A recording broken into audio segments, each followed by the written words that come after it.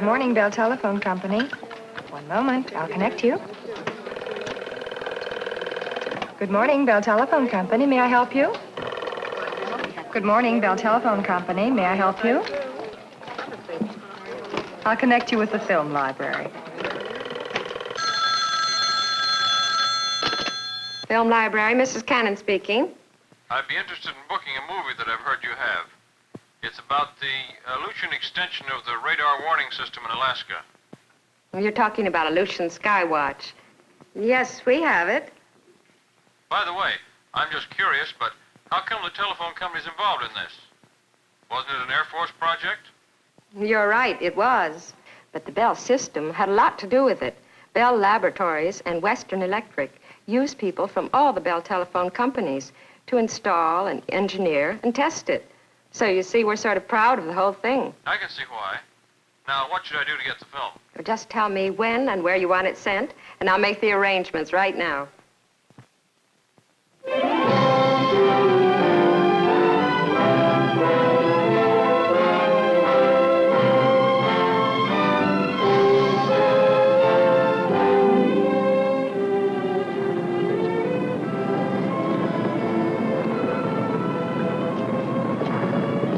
Attention, please.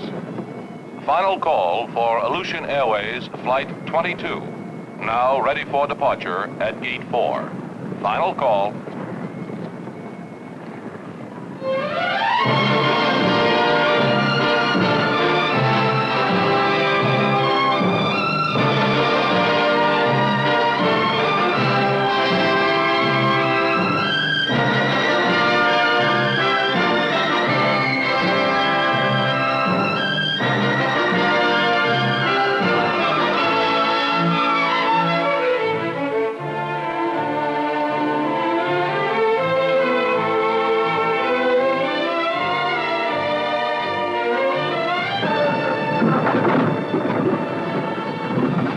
It's always an event when you start a new tour of duty in the Air Force. More often than not, a pretty exciting event, and you're anxious to get your teeth into your new job. But the ball can't always bounce right for everybody, and every so often you draw what they call a remote site tour. This was one of those. Hundley's the name, Captain, United States Air Force.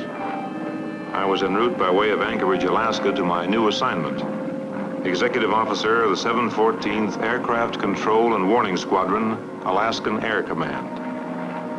Translated, that meant I was headed for Alaska's Aleutian Islands, to the headquarters of the just completed Aleutian segment of the DO line, at a place called Cold Bay.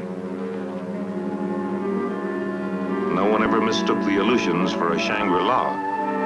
You don't make a lost paradise out of tundra and volcanic dust, marshy lakes and dead volcanoes covered with snow and ice, even if they are pretty to look at.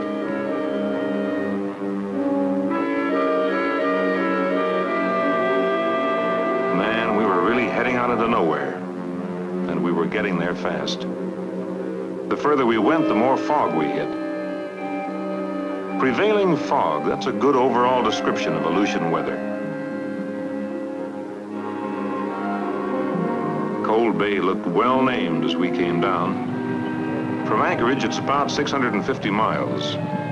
The Cold Bay airstrip is mainly a fuel stop for the big planes flying the Orient run. For them, it's a handy spot for putting down when they need to in that desolate area, but it was where I got off.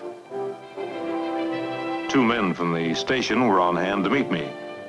My journey wasn't over yet, they told me.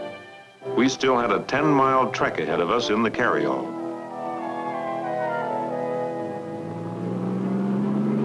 By George, there was a road. The Army's engineers had built it back in World War II, and a little fixing had put it back in good shape. Every so often, we passed some relic of the wartime days. The GIs who were out there then had a standard piece of advice for newcomers. Don't worry when you find yourself talking to the seagulls. Start worrying when the seagulls talk back. And then, deep in the heart of nowhere, there it was. The The way it loomed up suddenly out of that desolation, solid and efficient looking, with a bright air of civilization about it, I don't mind admitting it gave me a real charge.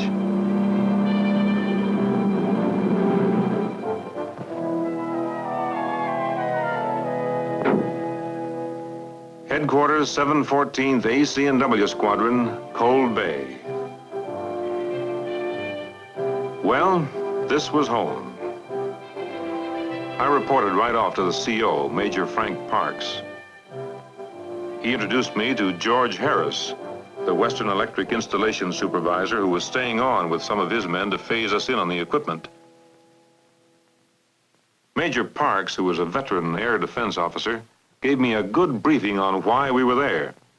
Contrary to what you sometimes hear, he said, the threat of attack by long-range manned bombers will be with us for many years, even in the missile age. He explained how we tied in with the Alaskan network of aircraft control and warning stations. And he showed me why our new Aleutian segment was a very important part of the air defense of North America.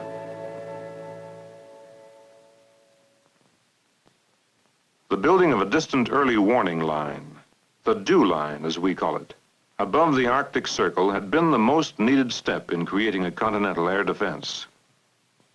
This line of interlocking search radar stations is able to detect air attacks coming across the North Polar regions and to give warning in time to our defense centers to the south. The dew line is backed up by the Mid-Canada line, and the two lines work closely together. To the east, the dew line was being extended across Greenland, and out through the Atlantic, search was maintained by Texas towers, U.S. Navy picket ships, and radar-equipped aircraft.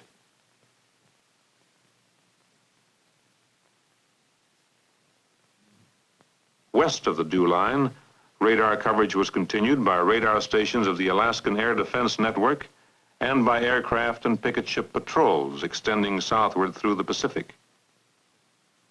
Thus, with the help of Canada, we virtually surrounded the continent with an electronic barrier to defend us against an attempted surprise attack by manned bombers, or against a follow-up by bombers to a surprise attack by missiles. One growing threat was from Northeast Asia, where a big buildup in offensive air power was known to be taking place. To strengthen our ability to detect an attack from that direction, it was decided to augment airborne early warning in this sector by a line of more reliable ground radar stations. This was called the Aleutian segment of the dew line, and we were there to operate it. Our headquarters station at Cold Bay was the third one out. Later that day, I was shown around. All the Aleutian stations, I learned, have the same basic design. The radar equipment is in the tower, topped by the radome, which houses the radar antenna. To the right of the tower is the communications room, and close to it stand two of the four communications antennas, one for radio, telephone, and teletype transmitting, both for receiving. I looked around from the impressive installations to the wild terrain and wondered how this line was ever built. It hadn't been easy, I found out that evening when George Harris dropped into my room for a visit. He told me the story over a cup of coffee. In the beginning, of course, there was nothing. The road building job, which came first, was a running fight against the elements. Mud, snow and ice, and frozen ground, and the terrain itself. In two places, the tops of old volcanoes had been sliced off and bulldozed flat to create an area where a station could be built. The Army's Corps of Engineers was in charge of construction. They designed reinforced concrete buildings that could absorb a shock. You see, the Aleutians are earthquake country. Sometimes, snow had to be steamed out before the concrete could be poured. Rain, snow, or shine, the work went on. Meanwhile, at project headquarters stateside, The Defense Projects Division of the Western Electric Company was busy with the design, engineering, and scheduling of the electronics equipment that was to go into the buildings. The Air Force had selected Western Electric as prime contractor on the project because of its experience in building the main dew line and the White Alice communications network in Alaska. In the same building with Western was the Air Force's Distant Early Warning Systems Project Office. This office was the executive management unit, representing the Air Materiel Command. It worked directly with the prime contractor. The manufacture of much of the equipment was subcontracted to many other companies, large and small, throughout the country. For example, the Blaw-Knox Company prefabricated the structural steel for the communications antennas. The Phelps Dodge Company spun the cable that would link the communications transmitters to the antennas.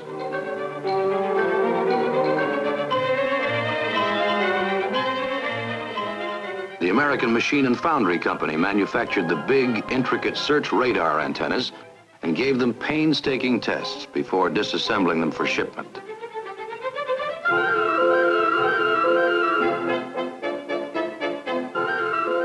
The Raytheon Company built the complex radar sets, and Western Electric made the radar and communications control consoles.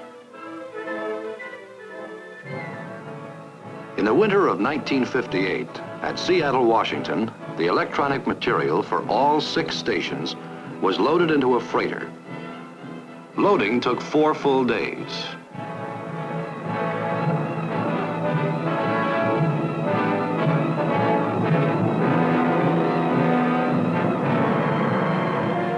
It was a 7.5-day voyage from Seattle's sun and blue sky to the fog, rain, and wind of Cold Bay, Alaska. Everything had to be taken off there and airlifted to the other stations.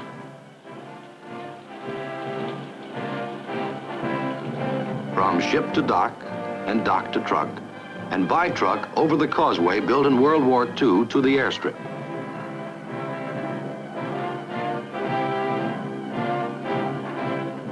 At the airstrip, the material had to be sorted out and lined up according to the station it was destined for.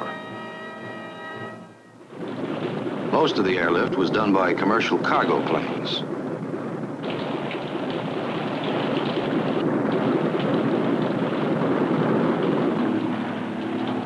Those pilots thought nothing of taking off in a driving rain and coming down on a sunny airstrip 100 miles away. It happened every day. The Air Force pitched in with its C-123s to transfer the big radar consoles and other outsized pieces. Additional material and supplies were brought in by barges, which could be landed directly on the beaches near each station. The barge lift included the all-important search radar antennas. Each came disassembled in matching parts in many different crates. Assembling and putting up the radar antennas, along with their protective radomes, was one of the most exacting jobs. They had to be put up as swiftly as possible for fear a sudden windstorm would wreck the antenna.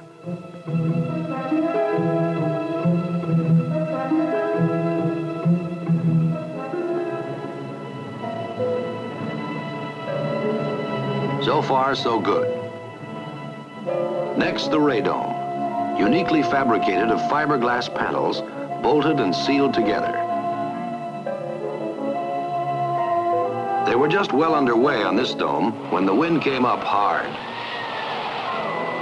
The half-assembled structure had to be tied down with guy ropes to keep it from blowing away before it was finished.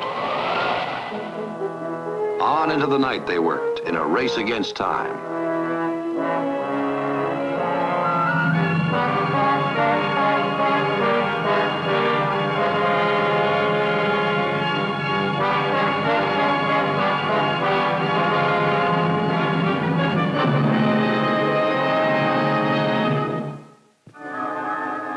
Pouring the concrete for the foundations of the great 60-foot communications antennas was another exacting job. Since these antennas, too, would be exposed to the high winds, they had to be well anchored.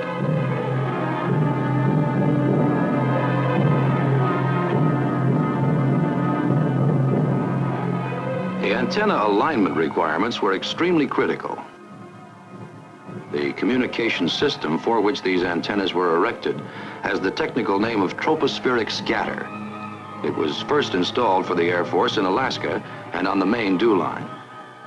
This system makes possible highly reliable telephone communications in areas which are beset by static from severe atmospheric disturbances and where erecting telephone poles and stringing cable cross-country would be impractical.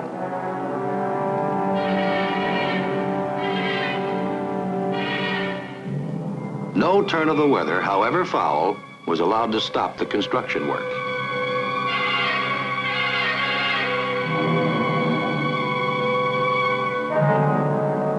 Station by station, the structures were finished. And no sooner finished than work began installing the radar and communications equipment. Earthquake bracing tied all the ironwork into one rigid assembly. Some of the communications bays came pre-assembled. The more delicate components, packed separately, slid easily into place. Other units came ready to be mounted to the floor.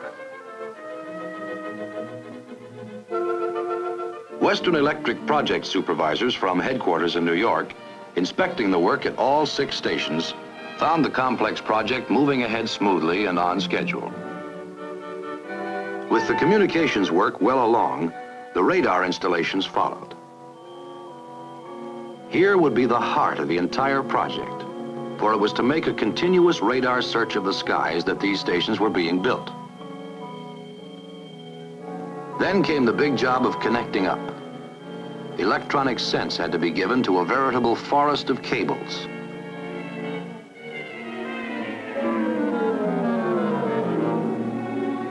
Altogether, the tens of thousands of soldering connections took 3 months of painstaking effort. After that, began the meticulous testing of every part of the radar and communication systems. Each individual circuit had to be tested completely for its own individual operation, and then lined up for overall system operation. To check out the control console alone took 2 men nearly 2 weeks. Near the end of the testing came an important event, the final proving out of the tropospheric scatter communication system.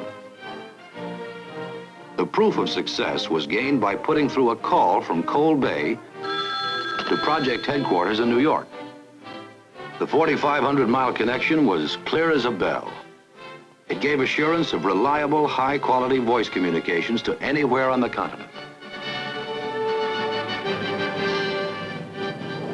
The all-important final stage of testing involved B-47 jet bombers of the Strategic Air Command, temporarily based at Anchorage, flying mock raids against the Aleutian Segment.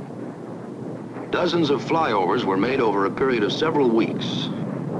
The results, all objectives met, system ready for operation.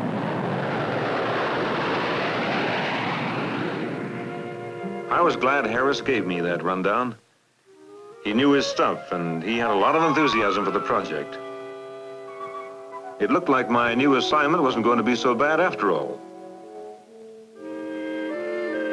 I was anxious to see the other Aleutian stations, so next day we took off to make an air tour of the entire line. We circled Cold Bay once, then headed east past Seal Island for a look at the other 2 peninsula stations. The nearer one was Port Muller. I was learning more about the crazy climate up here, like finding lots of snow at this station, then flying another 100 miles eastward to Port Hayden and finding mostly bare ground. We swung around Hayden and headed back west. On this leg, my pilot took me north of Cold Bay for a special thrill. Pavlov Volcano.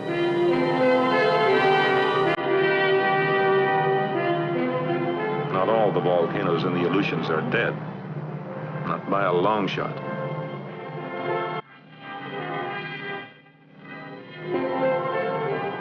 We kept on to the west, past what they call the Cathedral Peaks. That was a thrill, too.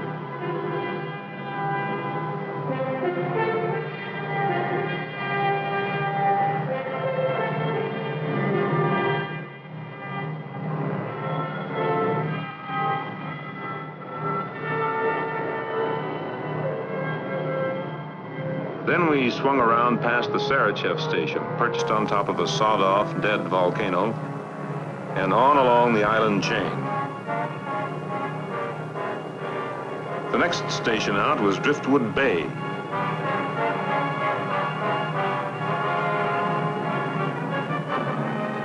That left one more, Nikolsky, end of the line.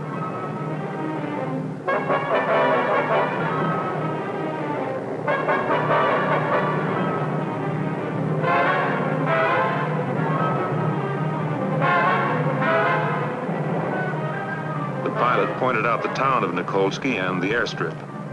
We landed, and a little while later a carryall was taking us up to the station through thickening fog. The fog sent a raw, penetrating chill through the car, and we were glad to get inside the station.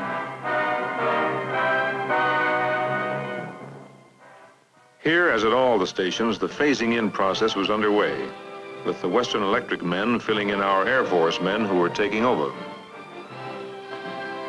They briefed us carefully on the spare parts setup. This transition period went smoothly. Our fellows had already been through a set of stiff courses before arrival and were well qualified to maintain and operate the line. The phasing in was pretty much a matter of getting them oriented locally.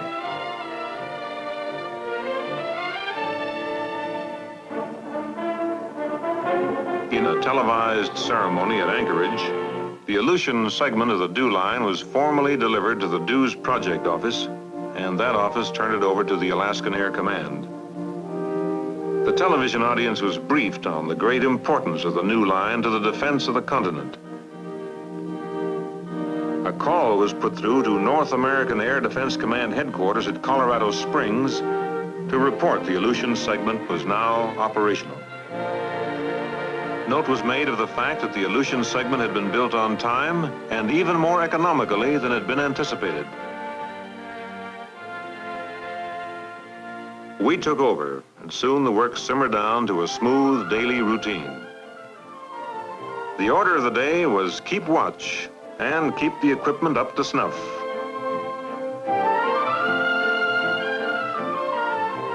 Every item of electronic equipment was checked according to a scheduled routine.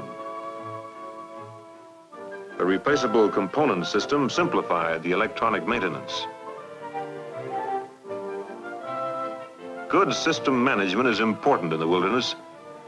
Running a tight operation in these far-off islands was one way of making life pleasant.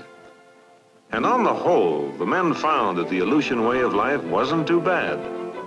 Quarters were spacious and comfortable. Laundry was no chore.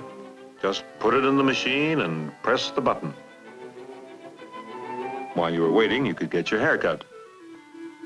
There were no complaints about the food. The chefs were good cooks, and the quality was the best.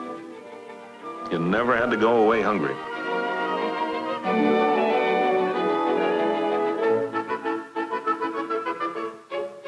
Cribbage was one of the popular two-man games, and the chess experts pondered away many a happy hour.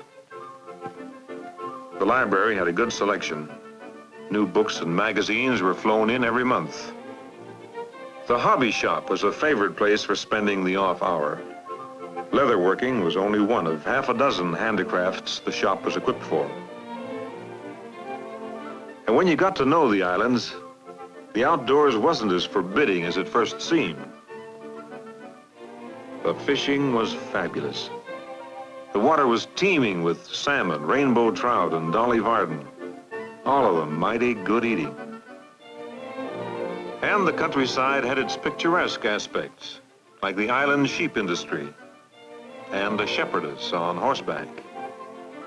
Or like a touch of history, a church dating back to the early Russian settlers. The Nikolsky station in the background, and in the foreground, Aleutian Eskimos, whose ancestors were here long before the white man came.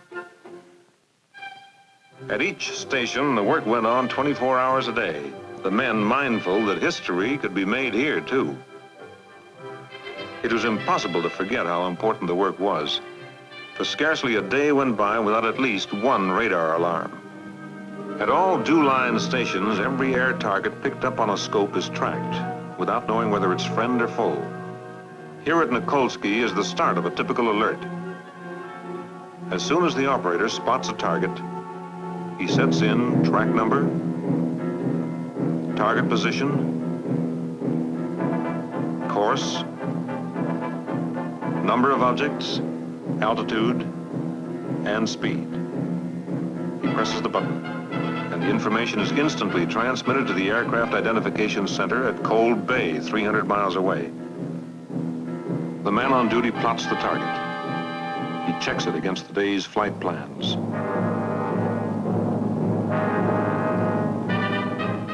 Not finding it, he marks the plot unknown, gives the word to forward the information. In a matter of seconds now, the target data goes to the Alaskan Air Command at Anchorage and the North American Air Defense Command at Colorado Springs. At the same time, the hotline to Anchorage is used to confirm that the flight is unknown. The flight is then logged. On the scope at Nikolsky, the target is tracked as long as it can be seen. Meanwhile, the Aircraft Identification Center gets a call from Anchorage. The target has been identified as friendly. It's an American Strategic Air Command bomber flying a test mission to check the effectiveness of the line.